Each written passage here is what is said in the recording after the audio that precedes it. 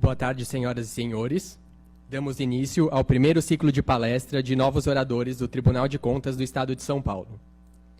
Por favor, pedimos a gentileza de silenciarem os celulares.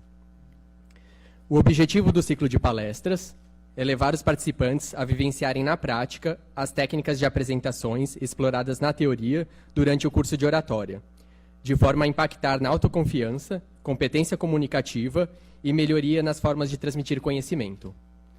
Para dar início ao ciclo de palestras, convidamos o agente da Fiscalização Financeira do TCE, Alessandro César Finardi.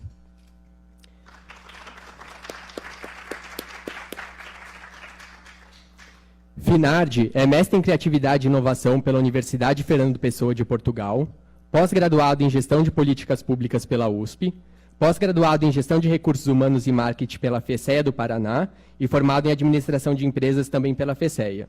Foi eleito o melhor orador do Paraná em 2000, pela Câmara Júnior do Paraná, segundo melhor orador do Brasil em 2000 também, pela Câmara Júnior do Brasil. Trabalha no TCESP desde 2009, tendo passado pela Diretoria de Pessoal, Escola de Contas e atualmente está lotado na Coordenadoria de Comunicação Social.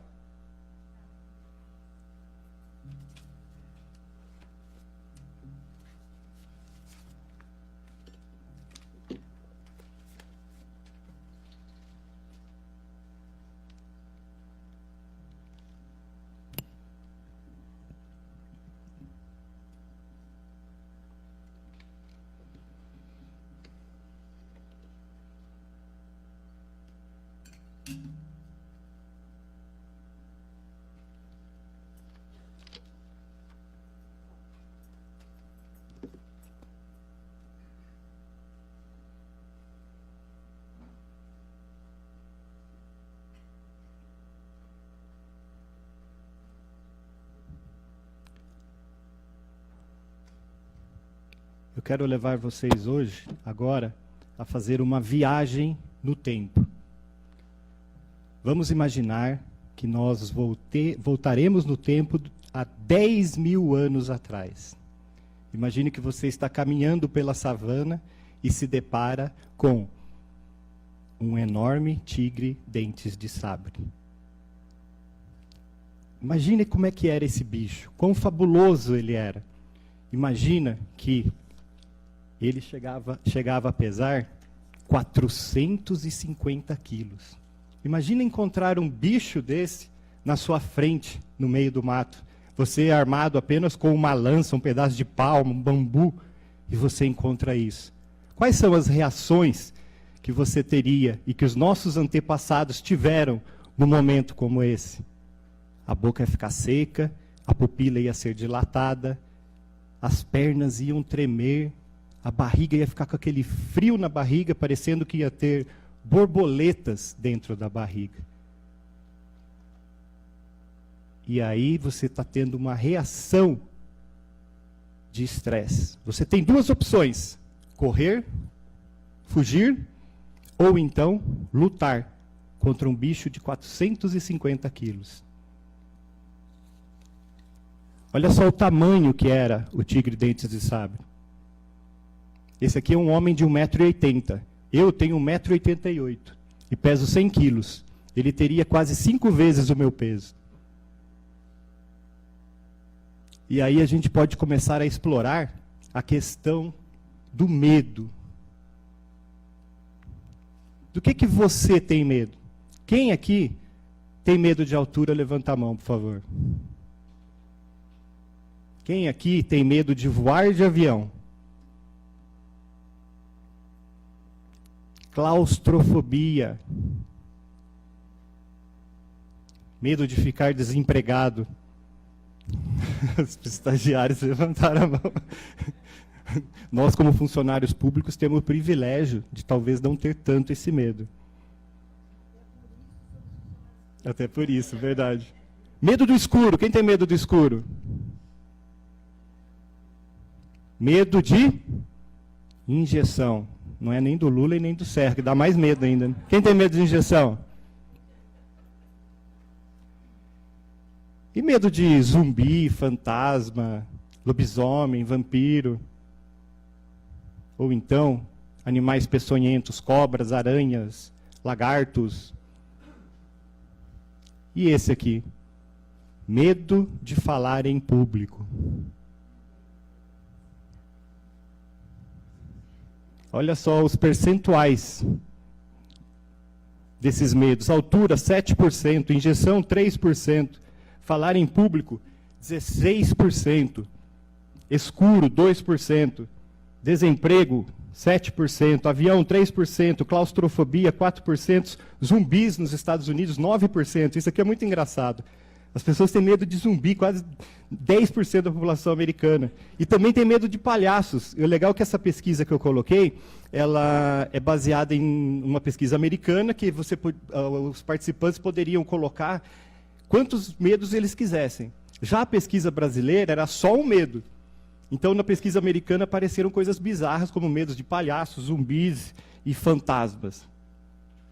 E animais peçonhentos, 2%. O medo de falar em público é conhecido como glossofobia. Alguém aqui, além de mim, é glossofóbico? Algumas pesquisas apontam que o medo de falar em público é maior do que o medo de morrer, gente. Ou seja, tem gente que prefere morrer do que subir aqui e falar em público. E aí a gente começa a pensar em algumas coisas. Será que eu preciso ser corajoso para falar em público? Será que o medo está impregnado da gente e nós não temos como enfrentá-lo? Como que funciona isso? Tem que ser corajoso para falar em público? E aí tem uma questão que o Eddard Stark, o filho dele, o Bran Stark, perguntou em um dos episódios de Game of Thrones: pai, eu acho que eu nunca vou ser corajoso, porque eu tenho medo.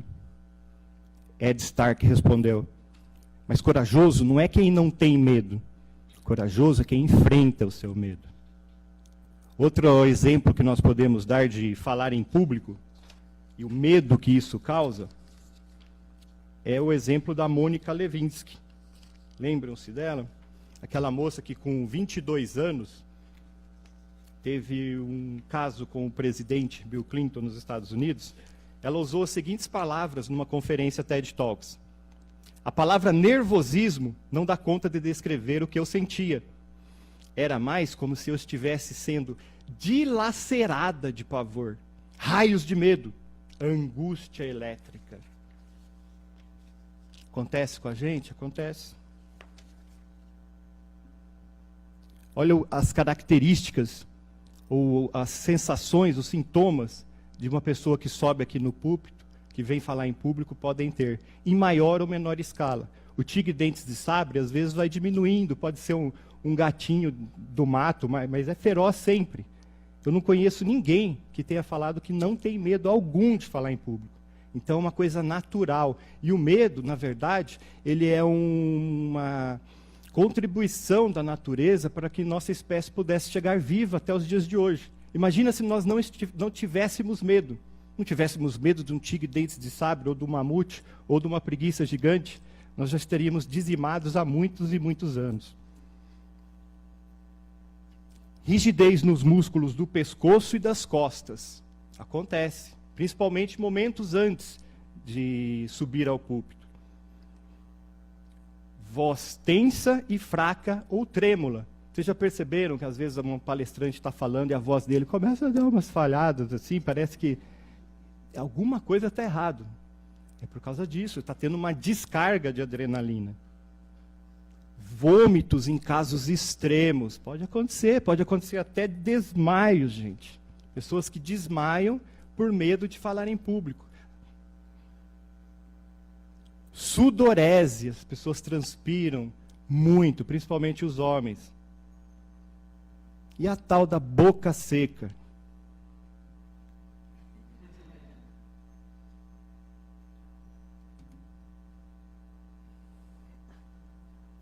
Eu fiz uma palestra uma vez no Capefis que chegou a colar a goela uma na outra, e eu bebi quase 2 garrafas de água e não passava. Então é normal? Por que a boca fica seca? A boca fica seca porque a adrenalina que está correndo no seu corpo, ela funciona como uma esponja, que seca a sua boca de tal maneira que Você sente essa sensação horrível daqueles dias de clima seco, pesado, que você tem dificuldade até para respirar. Náuseas, também. Dor de barriga, é comum acontecer. Principalmente para quem vai falar hoje, daqui a pouco, deve ter sentido ou deve estar sentindo algumas coisas como essa. Tremores. É normal a perna tremer? É mais que normal. E aí uma dica. Às vezes você está falando em público, sua perna começa a fazer assim.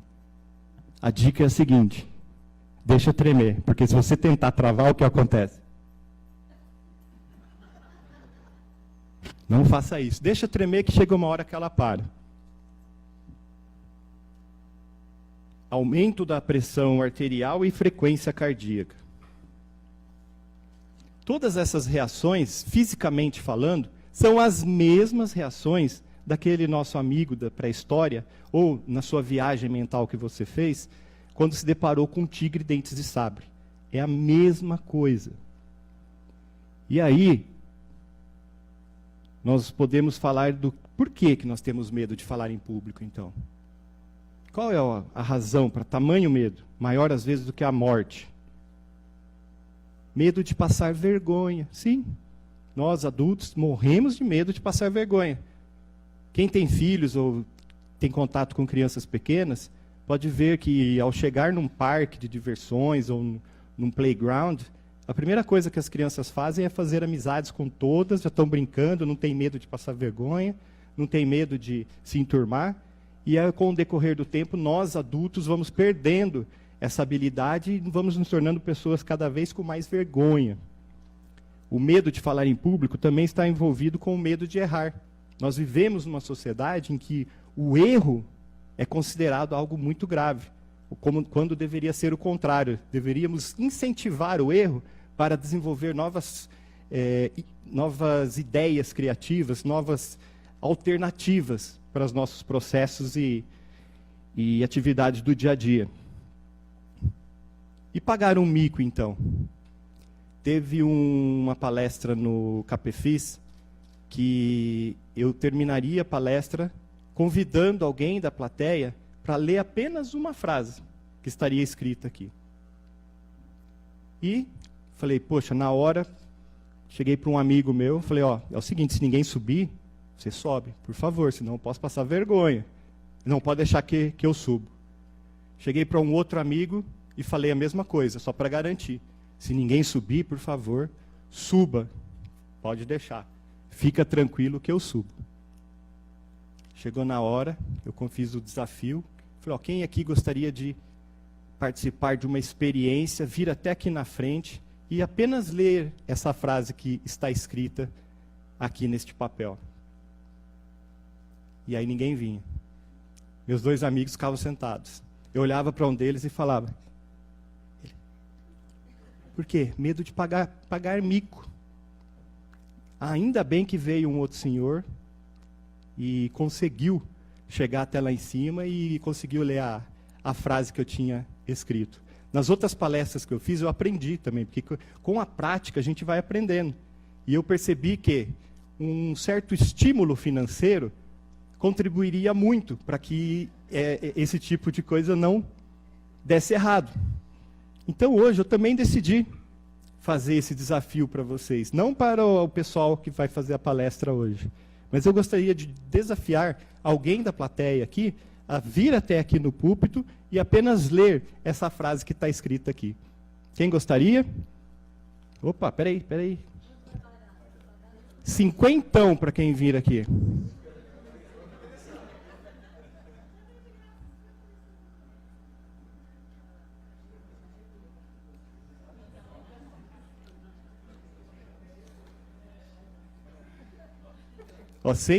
Nós conversamos durante o curso que as pessoas têm aquela ideia errada de que vão pensar assim, fica tranquilo, Finardi, fica tranquilo, tudo vai dar certo. Só que, na verdade, sempre alguma coisa vai dar errado. E aí, quando você se prepara, não, fica tranquilo, alguma coisa sempre vai dar errado. Não pode pensar. Não pode, porque daí você relaxa mais. Por exemplo, eu esqueci de escrever a frase que estou escrevendo agora.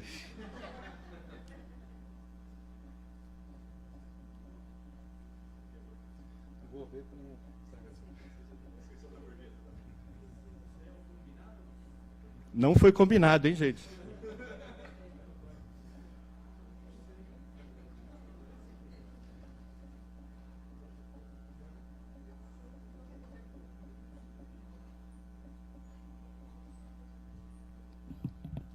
Pode ir? Pode.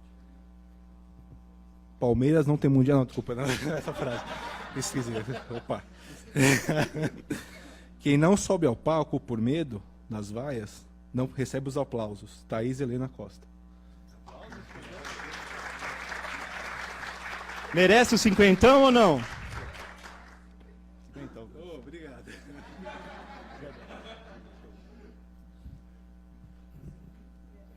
Medo de levar bronca.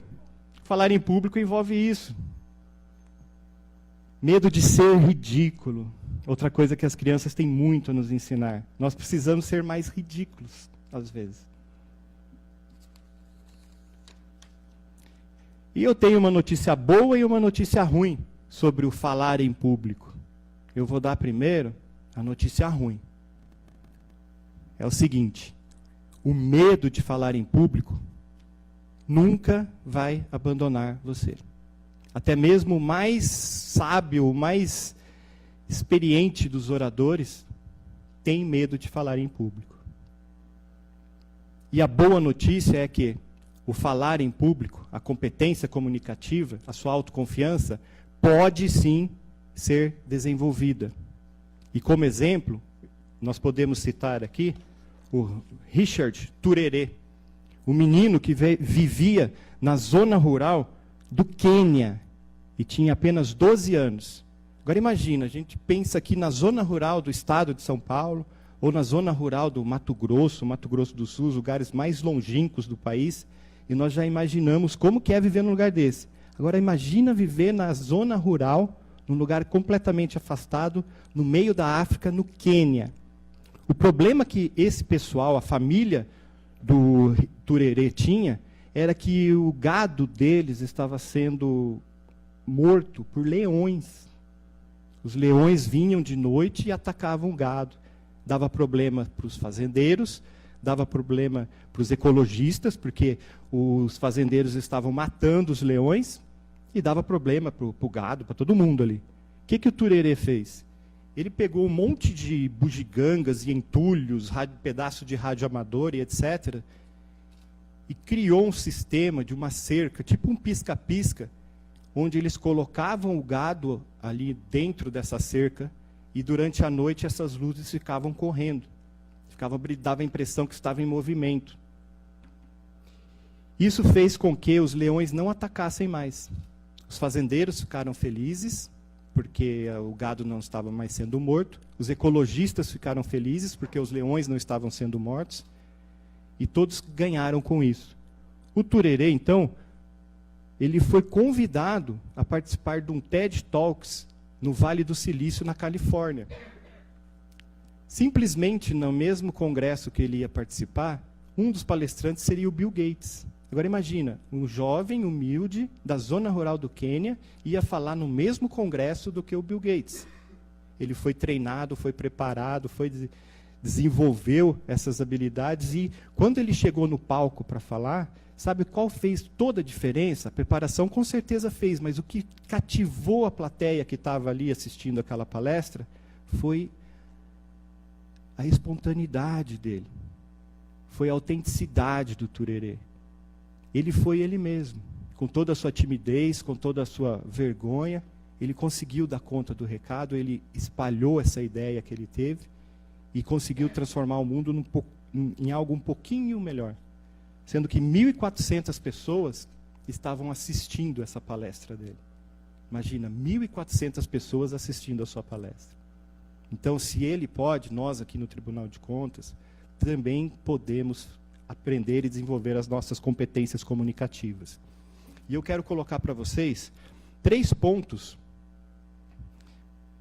para vocês levarem e se lembrarem quando forem fazer uma palestra.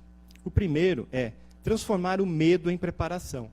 Em hipótese alguma, nós podemos nos entender o medo como um inimigo nosso. Nós temos que trazer o medo para ser o nosso aliado. O medo nos ajuda a nos preparar melhor.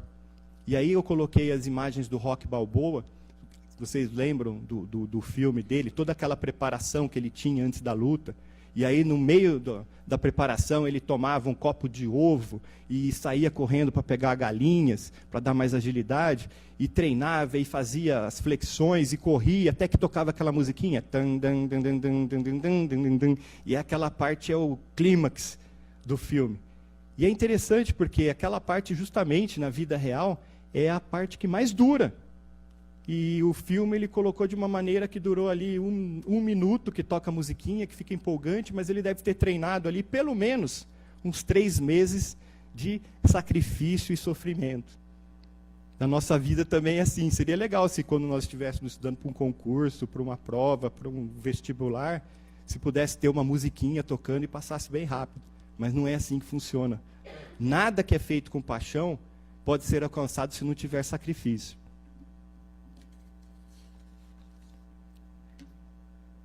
O outro item que eu quero destacar para vocês é que a autenticidade é a chave do sucesso.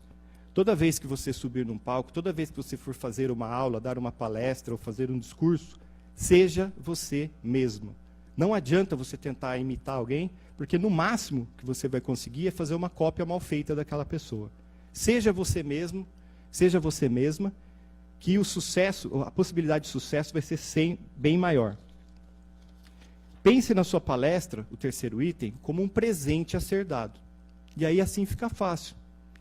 Quando nós vamos comprar um presente para alguém, o que nós fazemos? Nós procuramos entender o que a pessoa precisa, o que a pessoa gosta, para poder comprar aquilo que vai agradar a pessoa. Tem um episódio do Simpsons que o Homer, é aniversário da esposa dele, ele compra uma bola de boliche para ela e manda escrever Homer na bola. Ela fala, mas esse presente é para mim? Você não gostou? Não, claro que não. Então dá para mim que eu gostei. Quer dizer, foi um presente para ela? Não foi. Então, quando nós formos dar uma palestra, fazer uma aula, a gente tem que pensar que nós estamos dando um presente para quem está assistindo.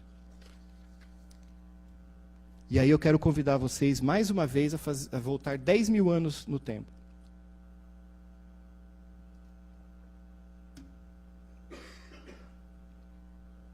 Nós somos uma tribo de guerreiros e guerreiras.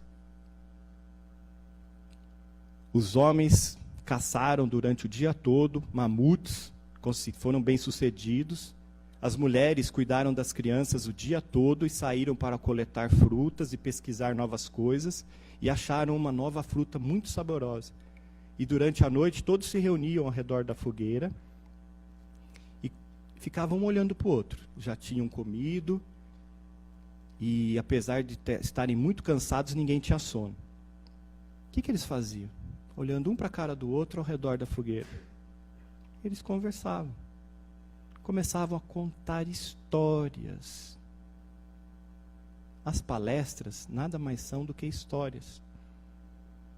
Uma pesquisadora chamada Polly Wisner, ela ficou 40 anos estudando as tribos primitivas, e ela percebeu que durante o dia, as conversas que as pessoas tinham nessas tribos se referiam a assuntos econômicos e sociais, trabalho. Já no período da noite, as conversas eram mais tranquilas, eram mais leves. Eles contavam histórias, dançavam, faziam rituais. E durante essas conversas, imagina aqui que nós estejamos ao redor de uma fogueira, numa cena parecida com essa, uma palestra pré-histórica. O homem está contando como foi a caçada do dia. Está ali delirando. Todos os homens foram caçar. Mais ou menos como acontece hoje, quando o grupo de homens se reúne e vai assistir um jogo de futebol. Eles adoram isso porque já vem desde essa época.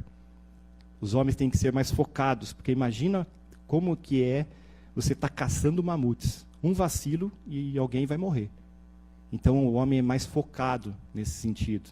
E aí as mulheres falam, você não consegue fazer 2 coisas ao mesmo tempo. Não, o homem é mais direcionado a isso. Já a mulher, ela tinha que cuidar dos filhos e tinha que defender o acampamento e tinha que sair coletando e começando a plantar as coisas. Então a mulher também, ela tem essa visão de que consegue passar de uma atividade para outra com maior velocidade. Isso já vem desde esses tempos. E desde esses tempos também, nós podemos dizer que essa conversa ao redor do fogo é um tipo de palestra, é um tipo de pessoas, humanos, contando história para humanos. E nós, seres humanos, todo mundo que está aqui, todo mundo que está lá fora, todos nós, sem exceção, adoramos histórias. Vamos conferir. À noite, nós não reunimos mais ao redor de fogueiras, mas nós nos reunimos numa sala de jantar, para jantar, ou então ao redor da TV, para assistir novela, para assistir uma série, para assistir um jogo de futebol. Só mudou o estilo, mas a essência é a mesma.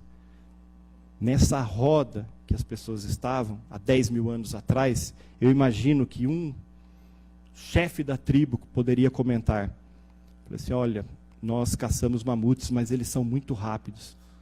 Ah, se nós conseguíssemos correr tão rápido quanto os cavalos. Aí, nesse momento que ele falava isso, um estalo ocorria na mente, no coração, na alma, no espírito, chame do que você quiser, de alguém. E esse alguém despertava curiosidade e imaginava, como que eu vou correr como um cavalo? E essa pessoa começava a observar os cavalos, imaginava como ele poderia montá-los ou como ele poderia domesticá-los. Passou mais um tempo e a humanidade domesticou os cavalos. Nessa mesma roda, alguém poderia perguntar, grande chefe, um dia a humanidade, uma tribo, vai chegar até a Lua? O grande chefe responderia, não sei, talvez. Uns pensariam, não, isso é impossível, chegar até a Lua. Só que naquele momento, alguém sentia um estalo no coração, na alma, no espírito, e falou, chegar até a Lua? Começou a observar isso. E nessa mesma tribo, o menininho pode ter perguntado para o grande chefe,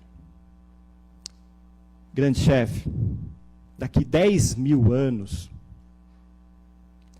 as tribos de pessoas vão ter medo de tigres dentes de sabre? Não, não vão ter medo. Ah, então eles vão ter medo dos grandes mamutes? Não, também não. Das preguiças gigantes? Também acho que não. Mas, grande chefe, daqui 10 mil anos, o que as pessoas vão ter medo, então? Não sei. Talvez de falar em público. Obrigado.